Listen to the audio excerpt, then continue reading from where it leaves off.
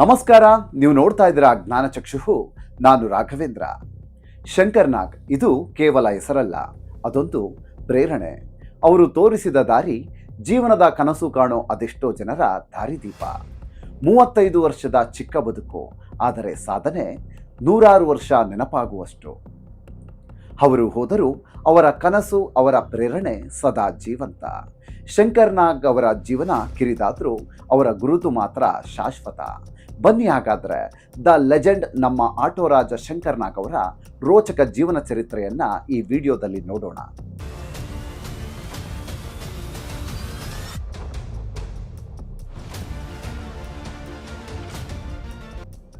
ಶಂಕರ್ ನಾಗ್ ಅನ್ನೋ ಹೆಸರು ಕೇಳ್ತಿದ್ದಂತೆ ಹೆಮ್ಮೆ ಪಡುವ ನಮಗೆ ಗೊತ್ತಿಲ್ಲದೆ ಒಂದು ಕಡೆ ದುಃಖ ಪಡ್ತೀವಿ. ಯಾಕಂದರೆ ಶಂಕರ್ ನಾಗ್ ಅವರು ಅಷ್ಟು ಚಿಕ್ಕ ವಯಸ್ಸಿಗೆ ಸಾಯಬಾರ್ದಿತ್ತು. ಅಷ್ಟಕ್ಕೂ ಶಂಕರ್ ನಾಗ್ ಅವರಿಗೆ ಅವತ್ತು ಆಕ್ಸಿಡೆಂಟ್ ಹೇಗಾಯಿತು? ಶಂಕರ್ ನಾಗ್ ಅವರ ಕಾರು ತುಂಬ ವೇಗವಾಗಿ ಹೋಗ್ತಾ ಇತ್ತ. ಶಂಕರ್ ನಾಗ್ ಅವರ ಕಾರಿಗೆ ಡಿಕ್ಕಿ ಹೊಡೆದಂಥ ಲಾರಿ ಬೇಕು ಅಂತಲೇ ಡಿಕ್ಕಿ ಹೊಡೀತ. ಶಂಕರ್ ನಾಗ್ ಅವರು ಕಾರಿನಲ್ಲಿ ಬರುತ್ತಿದ್ದಾರೆ ಅಂತ ಗೊತ್ತಾಗಿ ಅವರನ್ನು ಇದೇ ರೀತಿ ಸಾಯಿಸಬೇಕು ಅಂತ ಕೆಲವರು ಸಂಚು ಹಾಕಿ ಸಾಯಿಸಿದ್ದಾರೆ ಅಂತ ಅನುಮಾನಗಳು ಹುಟ್ಟುಕೊಳ್ಳುವುದಕ್ಕೆ ಕೆಲವೊಂದು ಕಾರಣಗಳಿವೆ. ಅದಕ್ಕಿಂತ ಹೆಚ್ಚಾಗಿ ಶಂಕರ್ ನಾಗ್ ಅವರಿಗೆ ಅಪಘಾತವಾದಾಗ ಅವರ ನರಳಾಟವನ್ನು ಕೇಳಿದರೆ ನಿಜಕ್ಕೂ ಅಂತಹ ಸ್ಥಿತಿ ಯಾರಿಗೂ ಬರಬಾರದು ಅನಿಸುತ್ತೆ. ಶಂಕರ್ ನಾಗ್ ಅವರ ಪೂರ್ತಿ ಚರಿತ್ರೆ ನಿಮ್ಮ ಮುಂದೆ ಬಿಚ್ಚಿಡ್ತಾ ಇದ್ದೀನಿ.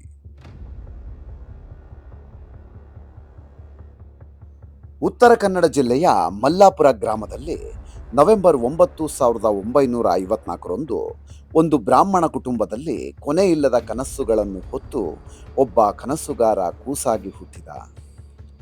ಗೊತ್ತೋ ಗೊತ್ತಿಲ್ಲದೇನೋ ಅವರ ತಂದೆ ತಾಯಿ ಶಂಕರ್ ಅಂತ ಹೆಸರಿಟ್ಟಿದ್ದು, ಆ ಹೆಸರಿಗೆ ತಕ್ಕನಾಗಿ ಅವನು ದೊಡ್ಡ ವ್ಯಕ್ತಿ ಆಗಬೇಕು ಅನ್ನೋ ಕನಸು ಕಾಣುತ್ತಿದ್ದರು.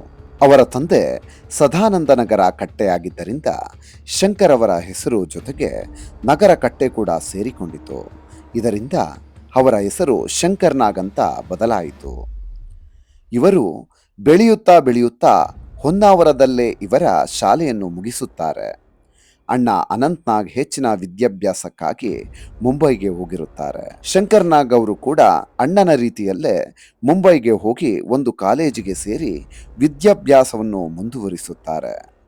ಅವರು ಓದಿದ್ದೆಲ್ಲ ಮುಗಿದ ಮೇಲೆ ಮುಂಬೈನಲ್ಲೇ ಒಂದು ಬ್ಯಾಂಕಿನಲ್ಲಿ ಅವರಿಗೆ ಕೆಲಸ ಕೂಡ ಸಿಗುತ್ತೆ.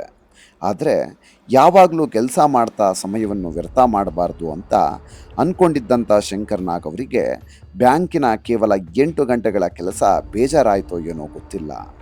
ಇದರಿಂದ ಮರಾಠಿ ನಾಟಕ ಕಂಪ್ನಿಗಳಲ್ಲಿ ತಬಲಾ ಬಾರಿಸೋದು, ಹಾರ್ಮೋನಿಯಂ ನುಡಿಸೋದು, ಲೈಟ್ ಬಾಯ್ ಆಗಿ ಕೆಲಸ ಮಾಡೋದು, ಹಾಗೆ ನಾಟಕಗಳಲ್ಲಿ ಪಾತ್ರ ಮಾಡೋಕ್ಕೆ ಶುರು ಮಾಡಿಕೊಂಡ್ರು.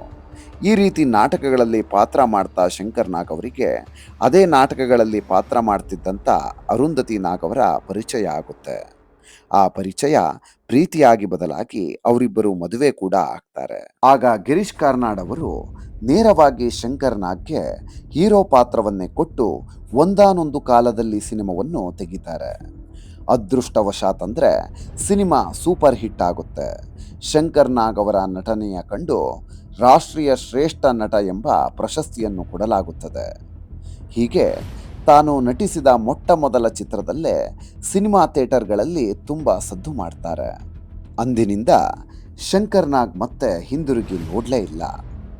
ಅವರ ಎಲ್ಲ ಸಿನಿಮಾಗಳನ್ನು ಕನ್ನಡಿಗರು ಮೆಚ್ಚಿಕೊಳ್ಳುತ್ತಾ ಶಂಕರ್ ನಾಗ್ ಅವರ ನಟನೆಗೆ ಮನಸ್ಸೋತು ಅಪಾರ ಸಂಖ್ಯೆಯಲ್ಲಿ ಅಭಿಮಾನಿಗಳು ಕೂಡ ಹುಟ್ಟಿಕೊಳ್ಳುತ್ತಾರೆ. ಶಂಕರ್ ನಾಗ್ ಒಬ್ಬ ಸ್ಟಾರ್ ನಟನಾಗಿ ಬೆಳೀತಾರೆ. ಈ ರೀತಿ ಸಾಧನೆಯ ಹಾದಿಯಲ್ಲಿ ಸಾಗುತ್ತಿದ್ದ ಶಂಕರ್ ನಾಗ್ ಅವರ ಜೀವನದಲ್ಲಿ ಕಪ್ಪು ಮೋಡಗಳು ಆವರಿಸಿಕೊಳ್ಳೋಕೆ ಶುರುವಾಯಿತು. ಶಂಕರ್ ನಾಗ್ ಮತ್ತು ಗಿರೀಶ್ ಕಾರ್ನಾಡ್ ಇವರಿಬ್ಬರು ಸೇರಿ ಒಂದು ಸಿನಿಮಾಗೆ ಕೈ ಹಾಕ್ತಾರೆ. ಆ ಸಿನಿಮಾ ಜೋಕುಮಾರ ಸ್ವಾಮಿ ಎನ್ನುವಂತಹ ಸಿನಿಮಾವಾಗಿತ್ತು. ಅದೇ ರೀತಿ ಈ ಸಿನಿಮಾಗೆ ಗಿರೀಶ್ ಕಾರ್ನಾಡ್ ಅವರು ಈ ಚಿತ್ರಕ್ಕೆ ಸೆಪ್ಟೆಂಬರ್ 30ರಂದು ಮುಹೂರ್ತವನ್ನು ಫಿಕ್ಸ್ ಮಾಡಿರ್ತಾರೆ. ಇದರಿಂದ ಅಂದು ರಾತ್ರಿ ಅಣ್ಣ ಅನಂತ್ ನಾಗ್ ಮತ್ತು ತಾಯಿಯ ಜೊತೆ ಊಟವನ್ನು ಮುಗಿಸಿದ ಶಂಕರ್ ನಾಗ್ ಬೆಳಿಗ್ಗೆ ಜೋಕುಮಾರ ಸ್ವಾಮಿ ಸಿನಿಮಾದ ಮುಹೂರ್ತ ಇದೆ, ಆದಷ್ಟು ನಾನು ಬೇಗ ಹೋಗಬೇಕು, ಆದ್ದರಿಂದ ಇಂದು ರಾತ್ರಿನೇ ನಾನು ಹೊರಡ್ತೀನಿ ಅಂತ ಹೇಳ್ತಾರೆ. ಆಗ ಶಂಕರ್ ನಾಗ್ ಅವರ ತಾಯಿ ಬೇಡ ಅಂತ ಹೇಳ್ತಾರೆ.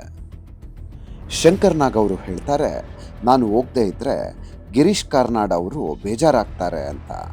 ಗಿರೀಶ್ ಕಾರ್ನಾಡ್ ಅವರು ಏನು ಬೇಜಾರಾಗಲ್ಲ, ನಾನು ಹೇಳ್ತೀನಿ ಬಿಡು ಅಂತ ಅನಂತ್ ನಾಗ್ ಅವರು ಶಂಕರ್ ನಾಗ್ ಅವರನ್ನು ಹೋಗೋಕೆ ತಡಿತಾರೆ. ಶಂಕರ್ ನಾಗ್ ಅವರು ಈ ಚಿತ್ರಕ್ಕೆ ನಾನೇ ಹಣ ಹೂಡಿಕೆ ಮಾಡಿದ್ದೇನೆ, ಹೀಗಾಗಿ ನಾನು ಹೋಗಲೇಬೇಕಾಗಿದೆ ಅಂತ ಹೇಳಿ ತಮ್ಮ ನಿರ್ಧಾರವನ್ನು ಮಾತ್ರ ಬದಲಾಯಿಸದೆ ರಾತ್ರಿ 2 ಗಂಟೆ ಸಮಯದಲ್ಲಿ ತಮ್ಮ ಇಷ್ಟದ ಕಾರಿನಲ್ಲಿ ಪತ್ನಿ ಮತ್ತು ಮಗಳ ಜೊತೆ ಬೆಂಗಳೂರಿನಿಂದ ದಾವಣಗೆರೆಯ ಕಡೆಗೆ ತಮ್ಮ ಪ್ರಯಾಣವನ್ನು ಪ್ರಾರಂಭಿಸುತ್ತಾರೆ. ಶಂಕರ್ ನಾಗ್ ಅವರ ಕಾರನ್ನು ಡ್ರೈವರ್ ಲಿಂಗಯ್ಯನವರು ಚಲಾಯಿಸ್ತಾ ಇದ್ರು. ಕಾರು ತುಂಬ ವೇಗವಾಗಿ ಹೋಗ್ತಾ ಇತ್ತು. ದಾವಣಗೆರೆ ರಸ್ತೆಯಲ್ಲಿ ಕಳೆದ 4 ದಿನಗಳಿಂದ ಟ್ರಾನ್ಸ್ಫಾರ್ಮರ್ ತುಂಬಿದ್ದ ದೈತ್ಯ ಲಾರಿ ಒಂದು ಕೆಟ್ಟು ನಿಂತಿತ್ತು. ಶಂಕರ್ ನಾಗ್ ಅವರ ಕಾರು ಕೂಡ ತುಂಬ ವೇಗವಾಗಿ ಹೋಗ್ತಾ ಇತ್ತು. ಕತ್ತಲೆಯಾಗಿದ್ದರಿಂದ ದೂರದಲ್ಲಿ ಕೆಟ್ಟು ನಿಂತಂಥ ಲಾರಿ ಕಾಣೋದಿಲ್ಲ. ಕಾರಿನ ವೇಗ ಕೂಡ ಹೆಚ್ಚಾಗ್ತಾ ಇತ್ತು. ತುಂಬ ಹತ್ತಿರ ಬಂದಾಗ ಲಾರಿ ಕೆಟ್ಟು ನಿಂತಿರುವುದು ಕಾಣುತ್ತದೆ. ಇನ್ನೇನು ಆ ಕಾರು ಲಾರಿಗೆ ಡಿಕ್ಕಿ ಹೊಡಿಬೇಕು ಅನ್ನೋ ಅಷ್ಟರಲ್ಲಿ ಅದನ್ನು ತಪ್ಪಿಸೋಕೆ ಅಂತ ಕಾರನ್ನು ಪಕ್ಕಕ್ಕೆ ಎಳೆಯುತ್ತಾರೆ.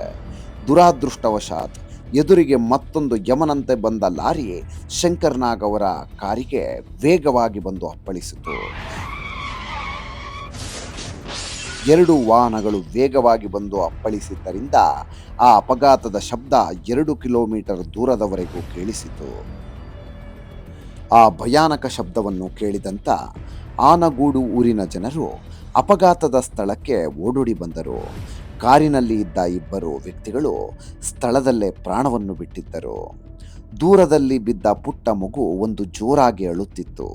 ಕಾಲಿನ ಮೂಳೆ ಮುರಿದು ಹೋಗಿ ಆ ನೋವಿನಲ್ಲೇ ಒಂದು ಹೆಂಗಸು ಅಲ್ಲಿದ್ದ ಜನರನ್ನು ಕಂಡು ಶಂಕರ್ ಎಲ್ಲಿ ಎಂದು ನೋವಿನಿಂದಲೇ ಕೇಳುತ್ತಿದ್ದರು. ಅಲ್ಲಿದ್ದ ಜನರಿಗೆ ಇವರು ಯಾರನ್ನ ಕೇಳ್ತಾ ಇದ್ದಾರೆ ಅಂತ ಅರ್ಥನೇ ಆಗುತ್ತಿರಲಿಲ್ಲ. ಆಗ ಆ ಹೆಂಗಸು, ನಾನು ನಟ ಶಂಕರ್ ನಾಗ್ ಅವರ ಹೆಂಡತಿ, ಶಂಕರ್ ಎಲ್ಲಿ ಎಂದು ಕೇಳಿದ ತಕ್ಷಣ ಎಲ್ಲರಿಗೂ ಒಮ್ಮೆ ಅತಿ ಭಯಂಕರವಾದ ಸಿಡಿಲೆ ಬಡಿದಂತಾಯಿತು. ಯಾಕಂದರೆ ಆ ಕಾರಿನಲ್ಲಿ ಪ್ರಾಣ ಬಿಟ್ಟಿದ್ದವರು ಬೇರೆ ಯಾರೂ ಅಲ್ಲ, ನಮ್ಮ ಕನ್ನಡದ ಕರಾಟೆ ಕಿಂಗ್ ಶಂಕರ್ ನಾಗ್. ಕೇವಲ 35 ವರ್ಷದ ವಯಸ್ಸಿನಲ್ಲೇ ಅನೇಕ ಸಾಧನೆಗಳನ್ನು ಮಾಡಿ ಹೊರಟು ಹೋಗಿದ್ದರು.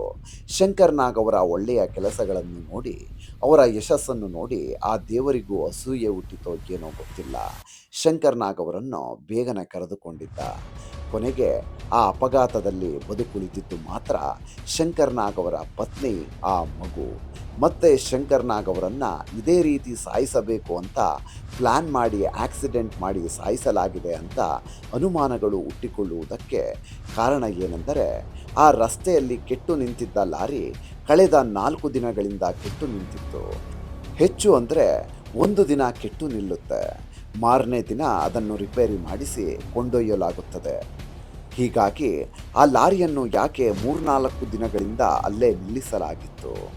ಶಂಕರ್ ನಾಗ್ ಅವರು ಸಿನಿಮಾ ಮುಹೂರ್ತಕ್ಕೆ ಈ ದಿನವೇ ಬರುತ್ತಾರೆ ಅಂತ ಗೊತ್ತಾಗಿ ಮುಂಚೆಯೇ ಪ್ಲ್ಯಾನ್ ಮಾಡಿ ಉದ್ದೇಶಪೂರ್ವಕವಾಗಿ ಆ ಲಾರಿಯನ್ನು ಅಲ್ಲೇ ನಿಲ್ಲಿಸಲಾಗಿತ್ತ? ಮತ್ತು ಶಂಕರ್ ನಾಗ್ ಅವರ ಕಾರಿಗೆ ಇದ್ದಕ್ಕಿದ್ದಂತೆ ಮತ್ತೊಂದು ಲಾರಿ ಡಿಕ್ಕಿ ಹೊಡೆದದ್ದು ಕೂಡ ಉದ್ದೇಶಪೂರ್ವಕವಾಗಿಯೇ ಅನ್ನೋದು ಸಾಕಷ್ಟು ಅಭಿಮಾನಿಗಳ ವಾದವಾಗಿತ್ತು. ಆದರೆ ಈ ಅನುಮಾನಗಳಿಗೆ ಯಾವುದೇ ರೀತಿಯ ಸಾಕ್ಷಿಗಳು ಸಿಗಲಿಲ್ಲ. ನೋಡಿದ್ರಲ್ಲ ವೀಕ್ಷಕರೇ, ನಮ್ಮ ಶಂಕರ್ ನಾಗ್ ಅವರ ಜೀವನ ಚರಿತ್ರೆಯನ್ನು. ಇನ್ನೂ ಹೆಚ್ಚಿನ ವಿಡಿಯೋಗಳಿಗಾಗಿ ನಮ್ಮ ಚಾನಲ್ನ ಸಬ್ಸ್ಕ್ರೈಬ್ ಮಾಡಿ, ಪಕ್ಕದಲ್ಲಿರೋ ಬೆಲ್ ಐಕಾನ್ ಮೇಲೆ ಪ್ರೆಸ್ ಮಾಡಿ. ನಮಸ್ಕಾರ.